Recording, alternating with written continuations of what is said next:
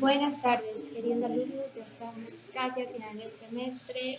Según el programa, esta semana y la siguiente estaremos con el tema del proceso sancionatorio ambiental.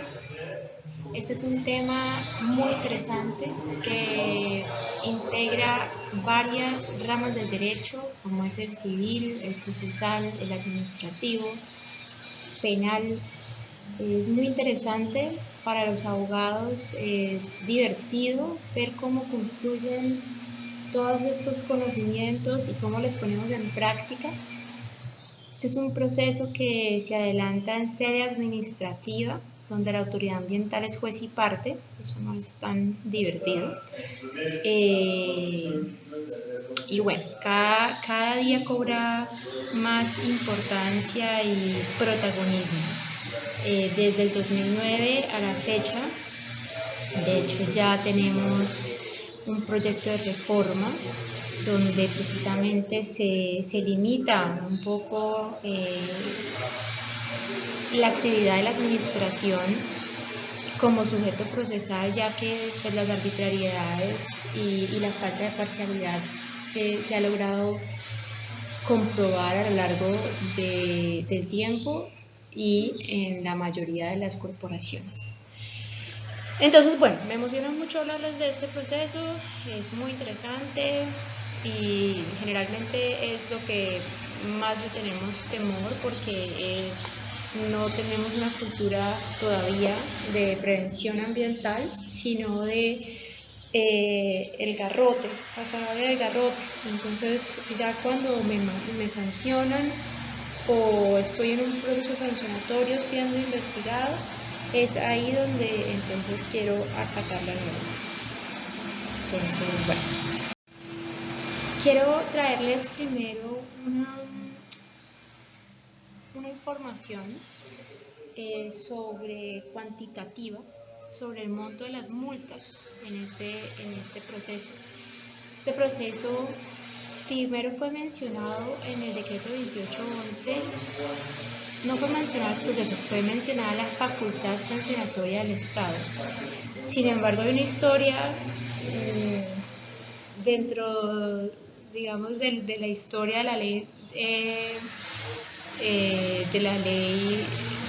del decreto 2811 de 1934, y es que este se expidió cuando estaban en el cambio de mandatos presidenciales. Entonces, la administración entrante quiso jugarle, digamos, una mala pasada a la saliente y borró completamente el capítulo de proceso sancionatorio del decreto 2811 que ustedes conocen, que es el Código de los Recursos Naturales. Entonces esto hizo pues que el código fuera vanguardista para su época, contemplara todo el escenario ambiental internacional, fuera progresista, fuera proteccionista del medio ambiente, a la vez que permitía pues un desarrollo de las actividades económicas, pero no era, digamos, no era enforceable, no tenía los dientes para sancionar a las personas que incumplieran sus disposiciones. Esto se subsanó en el 84 con el decreto 1594. Sin embargo, fue algo, digamos que a brochazos grandes, y las sanciones eran realmente irrisorias. En ese tiempo, por un daño ambiental, si es que efectivamente lo llegaban a sancionar, estábamos hablando de una multa a precio de hoy $200 o quizá menos. Entonces, pues claramente las empresas grandes, con un gran capital económico, pues no tenían ningún problema en cancelar el valor y seguir con su actividad en las condiciones en que la estaban ejecutando, ya que eso les resultaba menos costoso que efectivamente aplicar o innovar las acciones tendientes a cumplir la normatividad. Bueno, ese escenario cambia en el 2009, donde ya tenemos multas que pueden ascender a $1.220 aproximadamente diarios. y hay multas sucesivas. Entonces ya comienza a ser mucho más interesante este tema y ya digamos en el sector ambiental, en los eventos ambientales, legales, se empieza a ver un cambio en los participantes. Ya no es el hippie de mochila con dreadlocks que va a los eventos, sino que ya empezamos a ver representantes de multinacionales como Anglo Gold, como Coca-Cola, Bavaria, Grupo Éxito, Carvajal. Entonces cambia mucho el escenario. Sin embargo, estamos muy lejos pues, de otros sectores que tienen, digamos, unas regulaciones también en sedes administrativas, como el tema comercial, la competencia desleal. Ellos tienen multas que pueden ascender a 26 millones, a más de 26 millones de dólares. Entonces, no diarias, ¿no? Totales, pero pues en todo caso son ya cifras muy interesantes. También les traigo esta imagen, un poco traté de editarla lo mejor posible. Esta imagen también fue tomada de un evento, también es elaboración del Departamento de Investigación de Derecho Ambiental de la Universidad Externado, donde ellos hacen una investigación de la tasa de las multas, cuál es la más baja y cuál es la más alta. Entonces vemos que tenemos a Perú casi con 37.5 millones de dólares y terminamos con Bolivia, donde ni siquiera tenemos un tope máximo. Cerca al final tenemos Venezuela, pues es perfectamente, digamos que previsible, habida cuenta que su economía pues está completamente basada en la extracción de hidrocarburos. Y Colombia está, digamos que casi que en la mitad, un poco hacia arriba de la pirámide. Bueno, no estamos en el mejor puesto, pero bueno, esto en la práctica ha servido para disuadir, si no a los más grandes empresas, sí a las pequeñas, sí a las medianas y sí a las medianas tirando a grandes. También les traje esta información para los años 2017, 2018 y 2019 de la CBC, donde lo que ustedes ven señalado en amarillo al final de la diapositiva es lo que ellos pretenden percibir por multas y sanciones. Entonces tenemos que en el 2017 tenemos 200 millones de pesos, en el 2018 tenemos 500 millones de pesos y en el 2019 tenemos 600, casi 700 millones de pesos. Entonces vemos pues un incremento muy interesante del 2017 al 2018, casi del doble. Y después tenemos un incremento del 20-30% y esa ha sido la tendencia hasta que este año también la Procuraduría, el Ministerio Público le llamó la atención a las corporaciones y les dijo, bueno, no solo se trata de sancionar, también se trata de educar, de prestar asistencia técnica, porque recuerden ustedes ya que son expertos en las funciones y competencias de las CAR, que esto hace parte de sus fines misionales. Entonces, bueno, ya se vuelve mucho más interesante estas cifras. Recuerden que estas son cifras que ya hacen parte del presupuesto anual, o sea que son ya los actos que están en firme, que ya fueron debatidos tanto en sede administrativa como en sede judicial, ya que si nos vamos a la expectativa de las corporaciones y sobre todo de la CBC, de cuánto esperan ellos percibir por multas, pues creo que esto sería del orden de 10.000 millones de pesos anuales o más, porque tenemos por ejemplo casos como el municipio de Agua, que fue multado en 9.000 millones de pesos por un tema de vertimientos de aguas residuales, ya que también todos ustedes son expertos en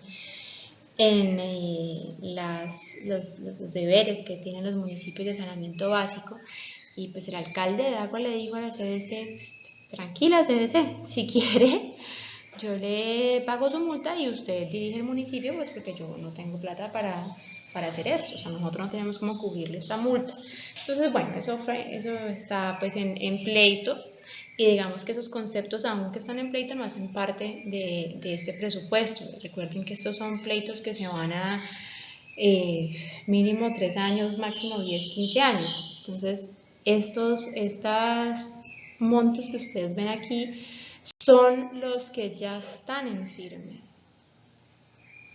Bueno, vamos, la estructura que la facultad de ustedes ha establecido para el estudio del procedimiento sancionatorio ambiental, que es reglado por la ley 1333 del 2009, es esta: competencias, trámite administrativo, iniciación, medidas preventivas, formulación de cargos, práctica de pruebas, calificación de la falta, sanción, clases de sanciones, exoneración, resolución de conflictos ambientales. Voy a tratar de respetar este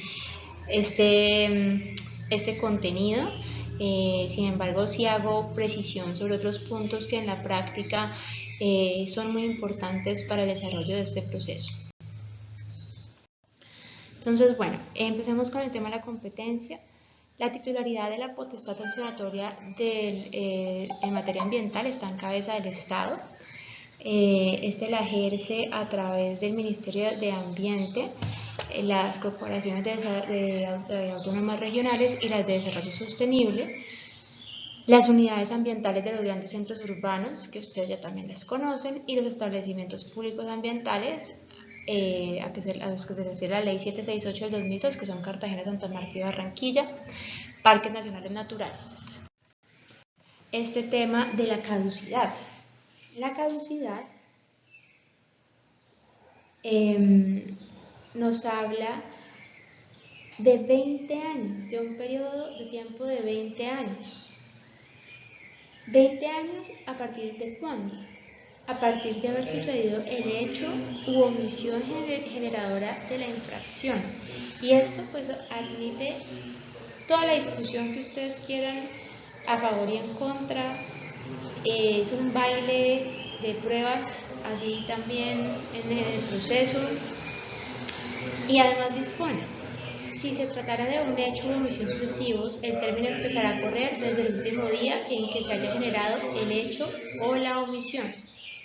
También esto ha suscitado cantidad de discusión y termina: mientras las condiciones de violación de la norma o generadoras del daño persistan, podrá la acción interponerse en cualquier tiempo.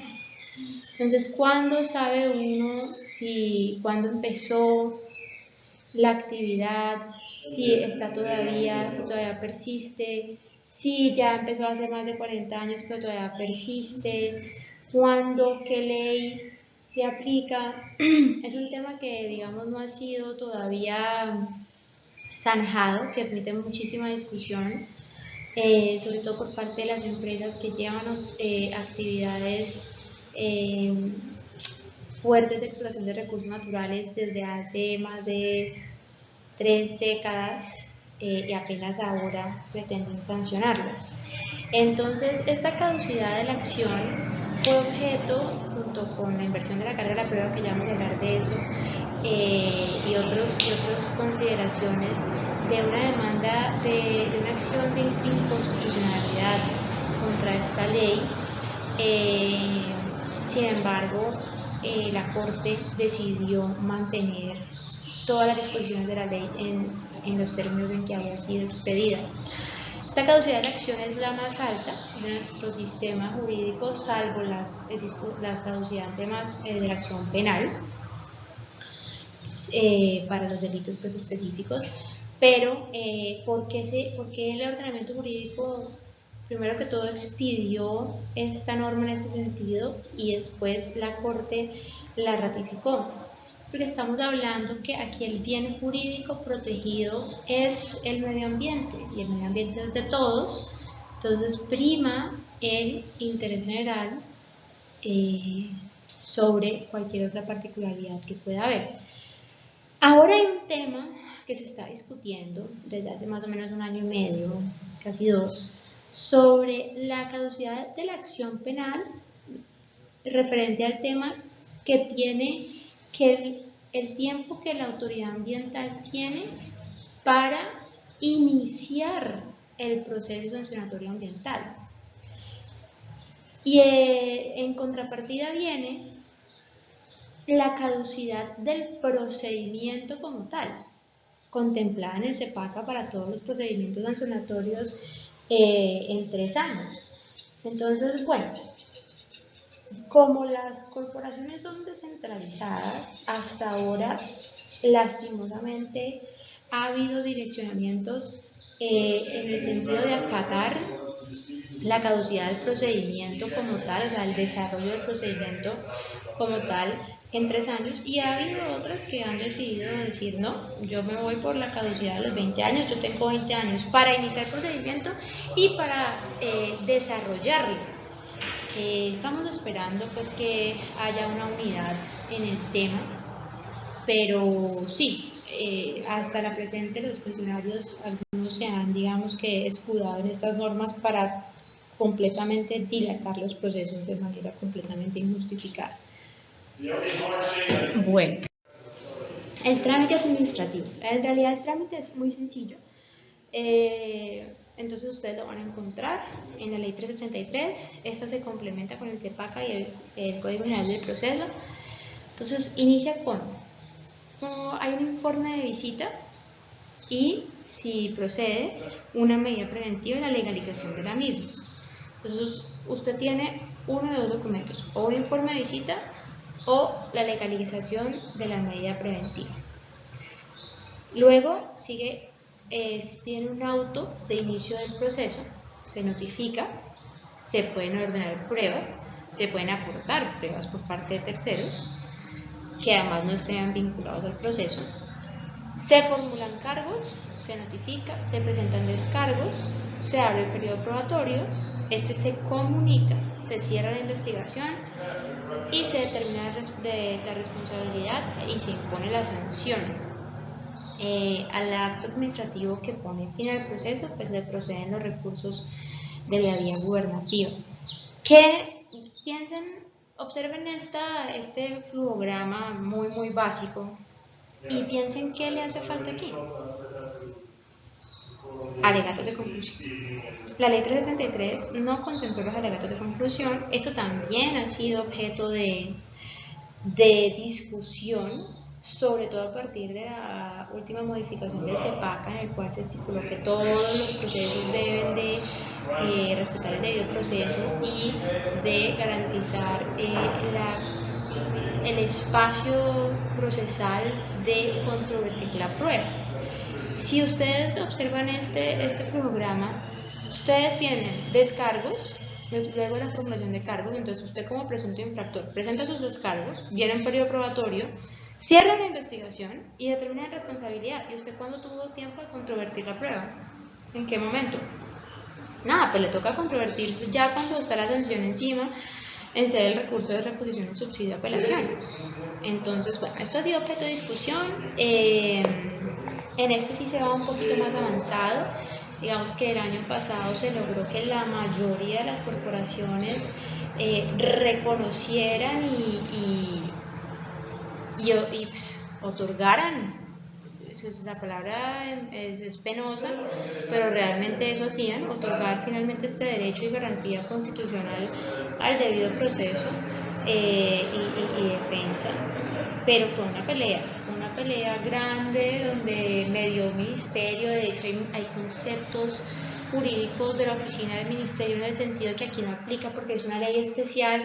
A los 6 meses ustedes que cambian de contratistas en la oficina jurídica del ministerio y hay un concepto que dice que no, que se aplica.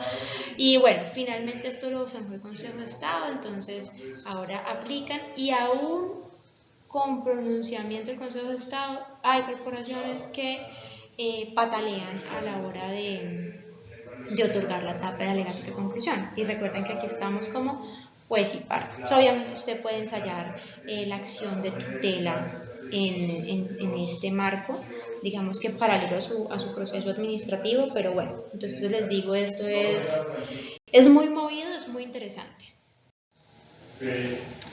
Bueno, entonces, ¿cómo se inicia el procedimiento? Se inicia de oficio, a petición de parte, o como consecuencia de haberse impuesto una medida preventiva mediante el acto administrativo motivado. Se notifica. El objetivo de la iniciación del procedimiento pues, es verificar los hechos o omisiones constitutivos de la infracción a la norma ambiental. En caso en que el agente estatal, la autoridad ambiental o aquellas entidades investidas de facultad de prevención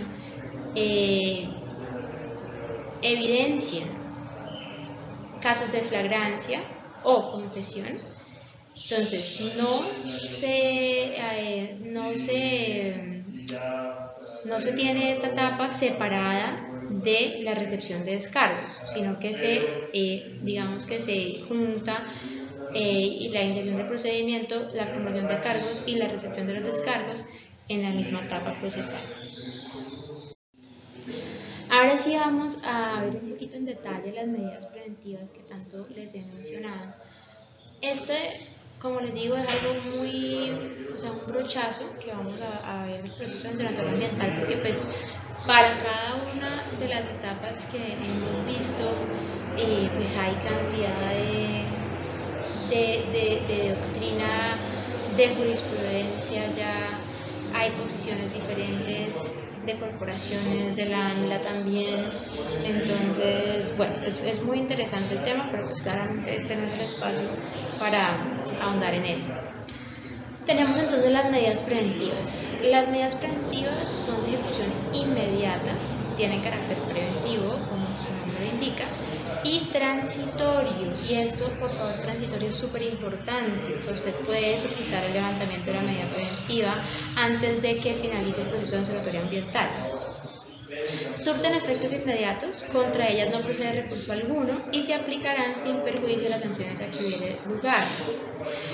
Este es el deber ser de la norma, sí, así efectivamente es redactado, y cuando usted le impone una medida preventiva así queda redactada, pero de el momento en el que usted le notifican el acto administrativo mediante el cual le impusieron la medida preventiva y a usted le ejecutan como tal en la vida real la medida preventiva, pueden pasar 2, 3 años fácilmente o pueden en realidad nunca ejecutarla. Como también hay casos en que pueden imponerla y ejecutarla con una hora de diferencia. Básicamente depende muchísimo de la corporación, de los funcionarios y bueno. El objeto de las medidas preventivas es prevenir o impedir la ocurrencia de un hecho, la realización de una actividad o la existencia de una situación que atente contra el medio ambiente, los recursos, el paisaje o la salud. Aquí es importante en esta redacción, yo no sé si a ustedes les queda así de claro, pero no solamente previene o impide la ocurrencia del hecho, sino que si ya hay una actividad que está ocasionando un daño o una infracción a la norma, también se puede imponer la medida preventiva. Entonces, un ejemplo, si yo soy funcionaria pública, voy por el río Cauca y me encuentro con un dragado del río para extraer material de construcción, pues aquí estoy viendo que están ejecutando la actividad que está causando la afectación. Esto todo pues asumiendo que no tuviese la licencia ambiental para hacerlo. Entonces eso es importante que también lo tengan en cuenta. Las medidas preventivas son temidas en este campo nuestro, porque usted, por ejemplo, puede tener su planta operando, yo qué sé, de 30 a 40 trabajadores hoy y mañana amanecer cerrado por una medida preventiva. Tienen ese alcance. Entonces, bueno, una vez conocido el hecho, de oficio o a petición de parte, la autoridad ambiental competente procederá a comprobarlo y a establecer la necesidad de imponer medidas preventivas, las cuales, como ya vimos, se imponen mediante acto administrativo motivado.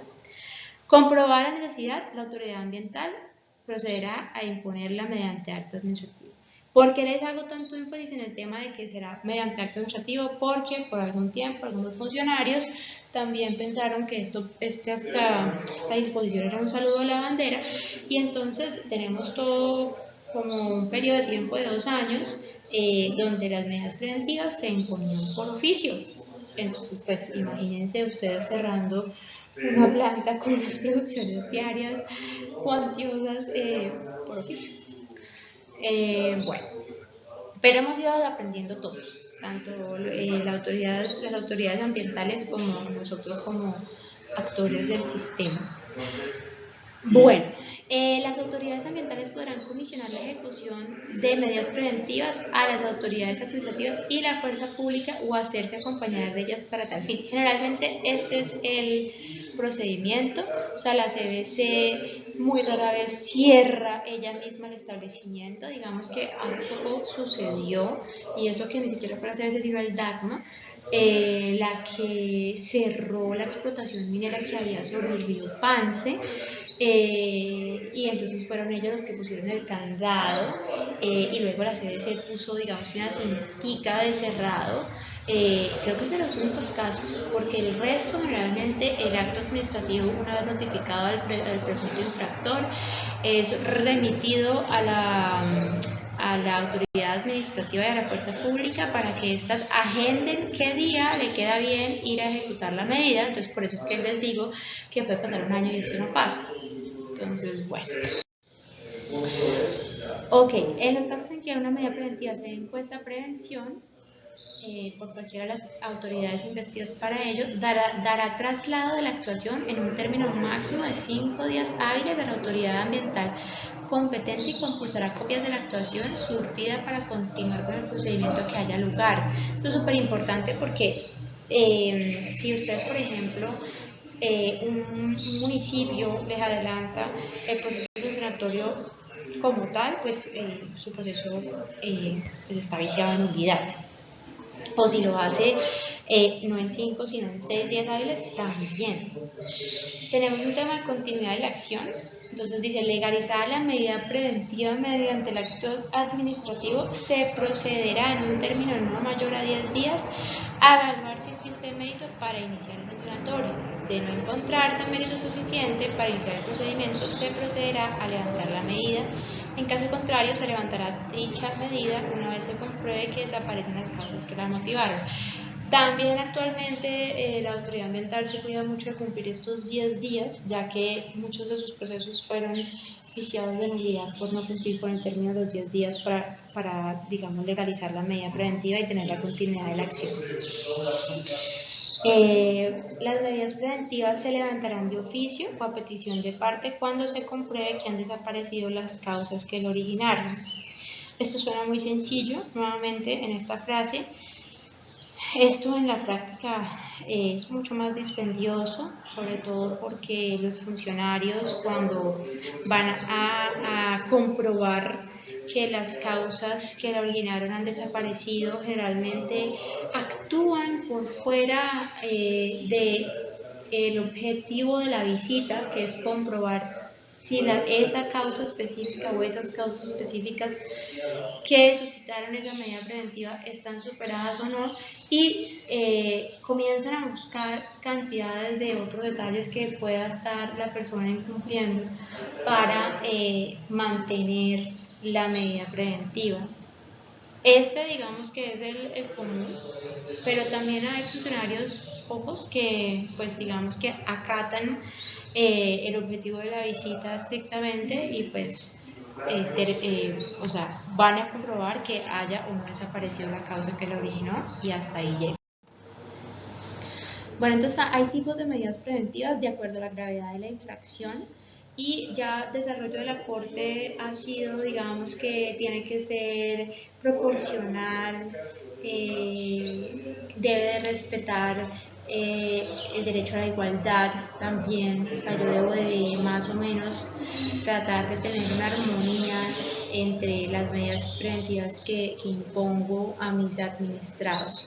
Entonces tenemos la amonestación escrita, el decomiso preventivo de productos o elementos, medios o implementos utilizados para cometer la infracción. Entonces, si por ejemplo volvemos al caso de la retroexcavadora, pues yo puedo entonces ejecutar un decomiso preventivo sobre la red excavadora. Esto se trató en el tiempo. Parques Nacionales tiene un caso muy chistoso con este tema, que es un barco pesquero de 4 millones de dólares que entonces decidió ejercer su facultad y se llevó pues entonces este barco pesquero para el muelle de Buenaventura y absolutamente nadie sabe qué hacer con él. La Armada, y Fabián, que me debe estar escuchando, de pronto sabe este tema porque creo que eso fue como en el 2010. La Armada no quería tampoco recibirlo porque parece ser que estos barcos tienen unos costos de funcionamiento diarios bastante altos y tienen además con unos cuidados y unas medidas técnicas que hay que tener para su mantenimiento bastante específicas. Y bueno, entonces usted recibe en unas condiciones el producto del elemento y debe de entregarlo en las mismas. Pero pues imagínense los abogados del señor dueño del buquecito de los 4 millones de dólares, cómo dicen que recibieron el barco después de tenerlo en decomiso preventivo como 1 año o 2 que duró el proceso. Entonces actualmente las autoridades pues digamos que ejecutan el decomiso preventivo de el camión que lleva la madera, el machete, la motosierra, la guadaña, pero pues obviamente todo lo que, por ejemplo, todo el tema de minería ilegal, pues vaya, métase usted con una máquina de esas a ver cómo le va.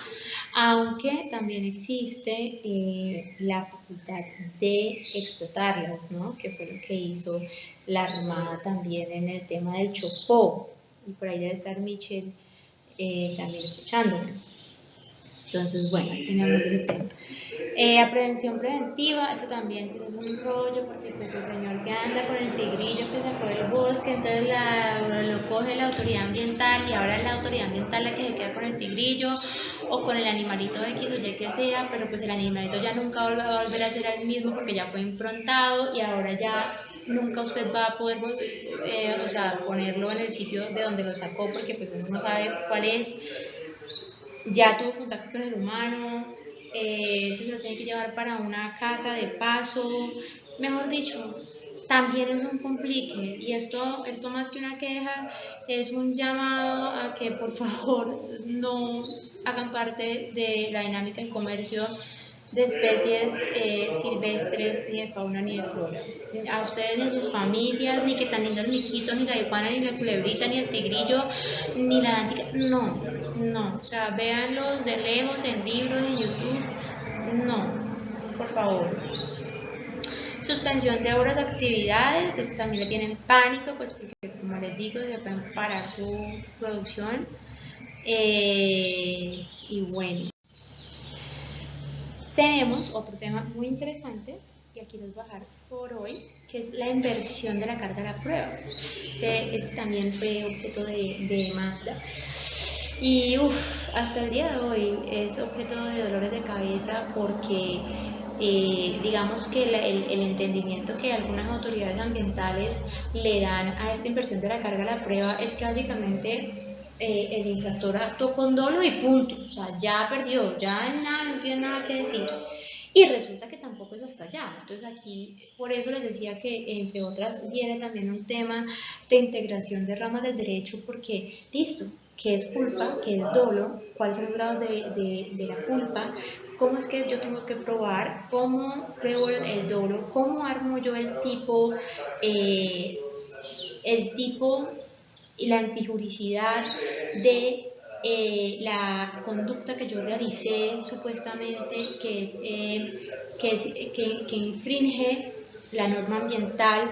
Entonces, bueno, se vuelve muy interesante, se vuelve también un tema de hecho generador, nexo causal y daño.